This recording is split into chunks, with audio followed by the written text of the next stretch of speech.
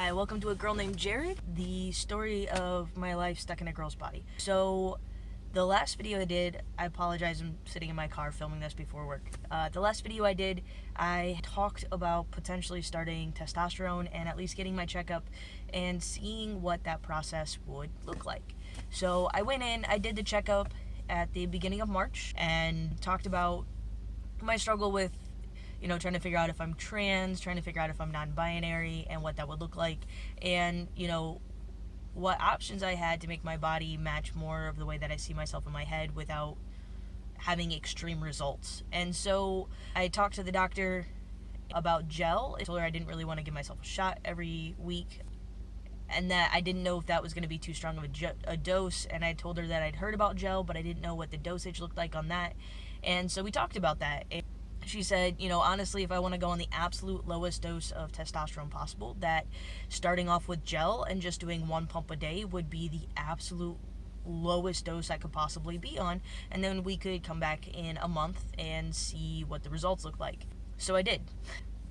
Gel doesn't absorb as well as shots do, so with shots you're putting the whole dose into your body, and so the most of it is getting absorbed through the bloodstream. With gel, you're rubbing it on your skin, your shoulders, and your back. Most of it absorbs, but some of it's on your hands that you end up washing off, so you waste a little bit of the dose that way. Some of it evaporates while you're putting it on. It smells like rubbing alcohol.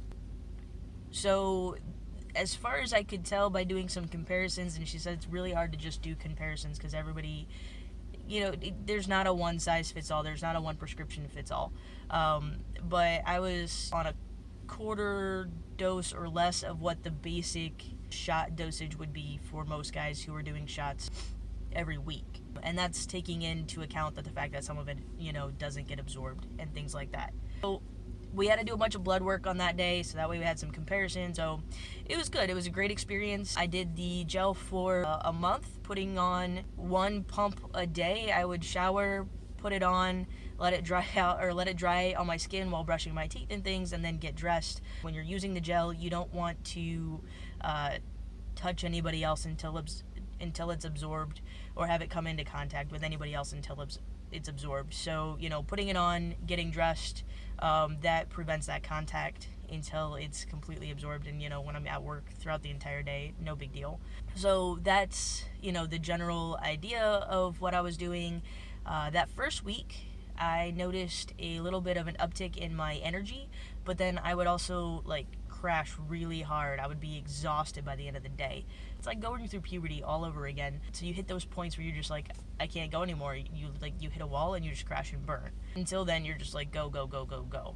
I ended up getting a sore throat and getting sick in the middle of everything, and my voice was dropping here and there. I'm already at the low range. There's a really cool app called Voice Pitch Analyzer, and you're reading clips of The Picture of Dorian Gray, which I like that book, so it works for me. So the Voice Pitch Analyzer app, you basically read out loud, reading these clips from The Picture of Dorian Gray, and then it will analyze your voice. Well, I was already kind of at the bottom of the androgynous range anyway. I have a lower voice to begin with. And then I dropped pretty low because of the sore throat and being stress sick. Now I kind of float between the upper male range and the lower androgynous range. I keep bouncing back and forth in there. It also doesn't help that I never record my voice on this app in the same space. So sometimes it's in the bathroom, which echoes a little bit more. Sometimes it's in our living room, which has so much stuff hanging on the walls and, so much stuff around it that sound is being absorbed.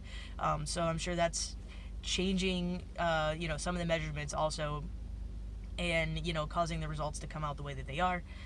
But either way, my voice is just a little bit deeper than it had been before. Not super noticeable, not anything that I can do a real comparison with. Other changes, there's a higher sex drive, and even on the low dose, I noticed that, 1 or 2 extra chin hairs, which mine are coming in white and gray, because I'm apparently old. With the blood work, they measured my testosterone and my, I think it's pronounced estradiol.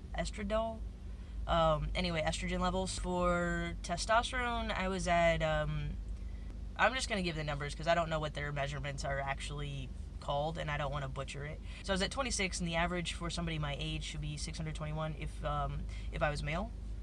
And then the range for male testosterone is somewhere between 300 to 900. For men, estrogen levels should be sitting right around between like 20 and 55, and mine initially, because it was close to Shark Week, was about 118. So that's where I started. 26 should be closer to 600 for average person my age, and then with estrogen should be right around 20 to 55, and I was sitting at 118.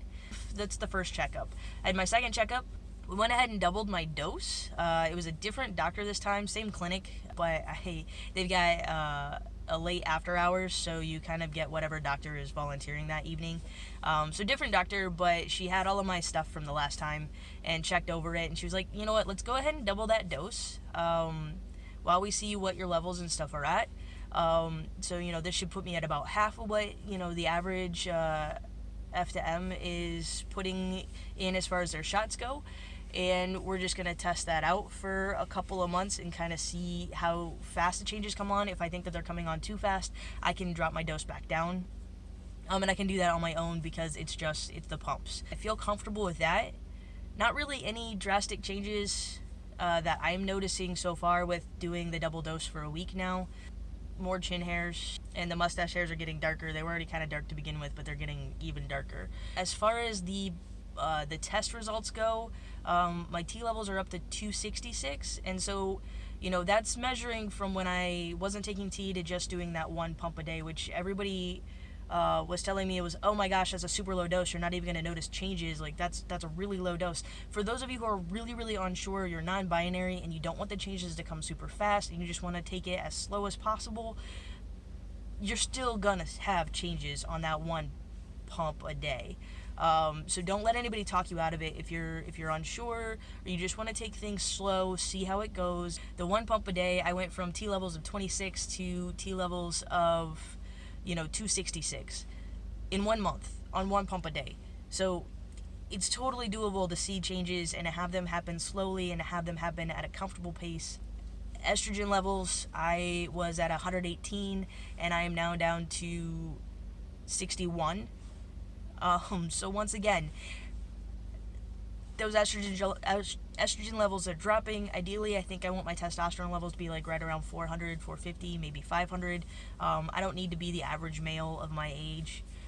That's not what I'm doing this for. I'm doing this more for, my body and, take care of that dysphoria, the fact that I don't like the way that I look currently.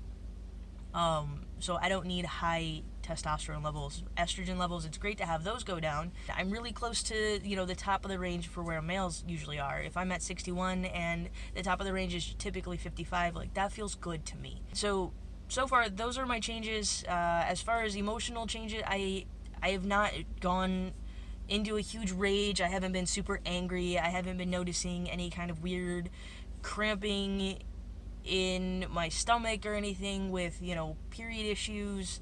I'm not running into any of those concerns that everybody, kind of freaks out about. I don't know if that's based off the dose, based off my body, or based off the fact that there's a lot of extreme stories out there, and of course they're the first ones to make it and get reshared. I don't know about all of those results. I do know that everything is very much based off of how your body is going to take it. I've had positive results so far, and I'll keep updating and kind of keep you guys in the loop. Yeah, that's all I've got. I gotta get to work anyway. If you have comments, questions, concerns, or just want to say anything, leave your comments below. Of course, you can always subscribe, and you can watch my other videos. I have a playlist now for all my Drag King stuff, so if you're following Jared Matthew, there's an actual playlist that all of those videos are gonna be in, including DIY tips. So you can check that out. And then if you found this helpful, or you've got a friend who's questioning or had questions, definitely pass the information along. Once again, it's my experience. Everybody's is going to be different, but there's nobody out there doing slow doses of testosterone who seem to be recording it and sharing the results as they go. So hopefully we can get this information out there for all of the NBs and all of the FTMs who just want to take it slow. Outside of that, guys, have a great day. Thanks for watching A Girl Named Jared.